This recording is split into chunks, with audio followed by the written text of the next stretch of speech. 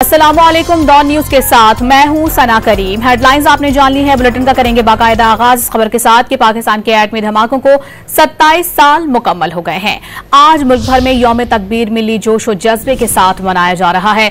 1998 में भारत ने खित्ते में ताकत का तवाजुन बदलने की कोशिश की तो पाकिस्तान ने 6 एटमी धमाके करके दुश्मन का गुरूर खाक में मिला दिया।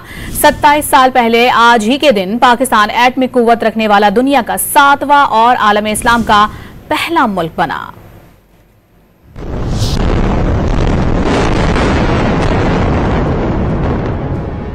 भारतीय बर्तरी को खाक में मिलाने का दिन आज मुल्क भर में यौम तकबीर भरपूर जोश और जज्बे से मनाया जाएगा। यौम तकबीर हमारी कौमी तारीख का वो सुनहरा दिन है जिस दिन पाकिस्तान आलम इस्लाम की पहली एटमी कुव्वत के तौर पर उभरा, जिस दिन पाकिस्तान का दिफा नाकाबिले तस्खीर हो गया और जनूबी एशिया में ताकत का तवाजुन कायम हो गया। 11 मई 1998 को भारतीय एटमी धमाकों ने जहां हमसाया मुल्क के जारहाना अज़ाइम को मुकम्मल तौर पर बेनकाब किया, वहां खित्ते में ताकत के तवाजुन और अमन को भी शदीद धचका पहुंचा। वतन अजीज के दिफा और कौमी सलामती का तकाजा था कि तमाम तर मसलहतों और दबाव को बालाए ताक रखते हुए मुल्की मफाद के पेश नजर मुश्किल फैसले किए जाएं। 28 मई 1998 को उस वक्त के वजीर आजम नवाज शरीफ की क़यादत में पाकिस्तान ने चागी के पहाड़ों में यके बाद दीगरे एटमी धमाके करके हमसाया और दुश्मन मुल्क भारत की बर्तरी का गुरूर खाक में मिला दिया। हुकूमत ने यौम तकबीर पर मुल्क भर में आम तातील का ऐलान किया है।